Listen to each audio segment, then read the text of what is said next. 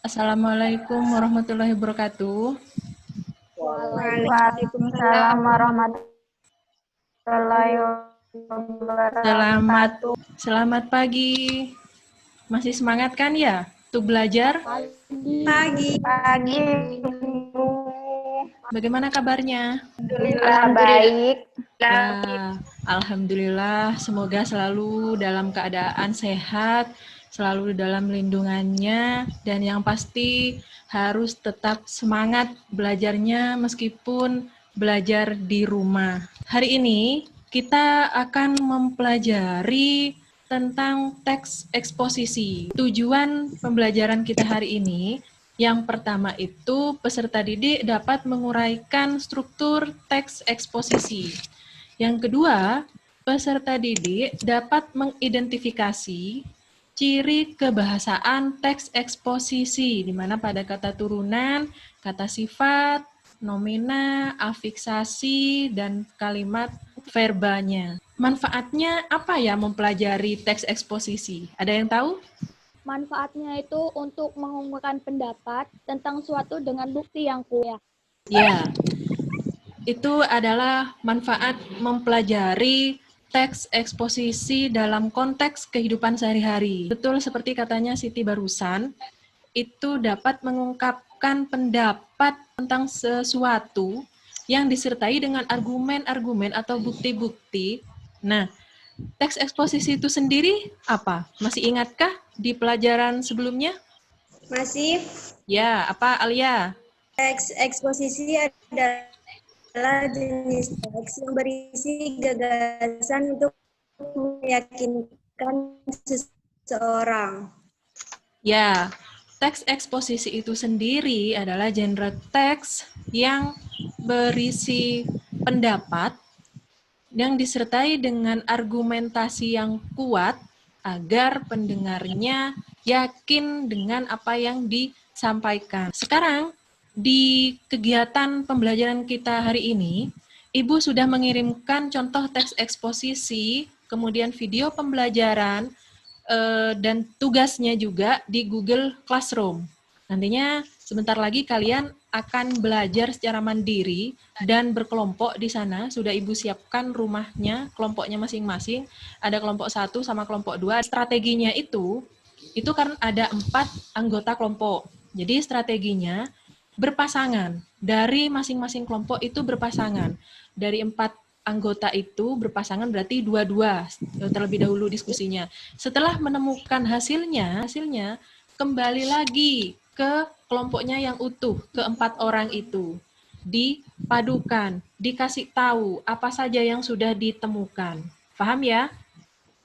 Iya, Bu. Bahkan kalian live dulu, Ibu akhiri sementara di Zoom meeting ini, nanti akan kembali lagi ke sini untuk mempresentasikan hasil dari diskusi kalian. Ya, Ibu akhiri, Assalamualaikum warahmatullahi wabarakatuh. Silahkan kalian belajar di Google Classroom.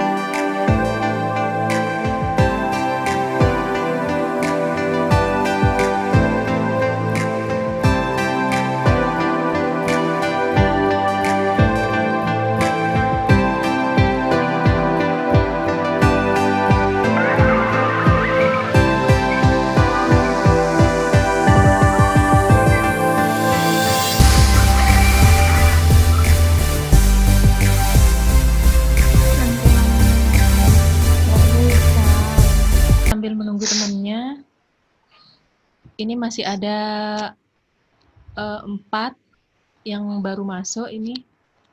Atau kalau sudah ini, kelompok 1 Alia sudah masuk kan ya? Ya. Ya, silahkan Al. Disampaikan saja Untuk bagian tesis atau pernyataan pendapat ini biasanya terdapat di paragraf pertama.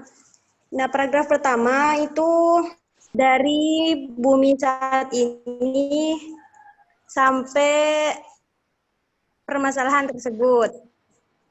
Sedangkan untuk argumentasi dimulai dari paragraf 2 sampai paragraf 5. Pesan ulang dan rekomendasi itu biasanya berada di paragraf akhir, mulai dari masalah lingkungan sampai kondisi bumi. Ya, bagaimana yang kelompok 2 tanggapannya? Saya, Bu. Ya, Hasil pekerjaan kelompok 1 sama, Bu, dengan kelompok saya. Dan sudah betul menguraikan struktur teks eksposisinya. ya. Terus yang menganalisis aspek kebahasaannya? Sama juga kah? Sama. Oke, adakah pertanyaan atau tanggapan lain? Jika tidak ada, Ibu akan memberikan penegasan tentang jawaban yang telah disampaikan oleh kelompok 1, bahwasanya menguraikan struktur teks eksposisi yang barusan Alia sampaikan pada paragraf pertama, tapi jangan disampaikan paragrafnya, melainkan di kalimat yang mana di paragraf 1 itu yang merupakan tesisnya atau pernyataan umumnya. Nah, kemudian untuk argumentasinya, argumentasi itu juga jangan disebutkan ada di paragraf 2 sampai paragraf 5, Bu. Argumentasi itu kalimatnya itu yang mana yang menyatakan argumentasi sebagai bukti dari tesis yang sudah ditemukan itu. Nah, penegasan ulang pun juga sama. Betul ada di paragraf terakhir, tapi ditekankan di paragraf terakhir itu di kalimat yang mana. Analisis kebahasaannya, di analisis aspek kebahasaannya, di situ sudah banyak ya yang menemukan mana yang termasuk kata sifat, kata turunan atau bentukannya, ada yang menemukan kata kemiskinan, kemudian kerusakan, ya itu juga sudah betul jenis yang disampaikan pada kata turunan sama kata atau kata bentukan itu termasuk jenis apa, jenisnya nomina. Kemudian kata dasar dari kemiskinan miskin itu termasuk pada jenis adjektiva atau kata sifat. Sampai di sini ada yang mau ditanyakan? Tidak ada, Bu. Iya, Ya. Bu. Kalau tidak ada, sebelum Ibu akhiri, Ibu mau menanyakan refleksinya sama siapa ya yang mau menyampaikan refleksi ini?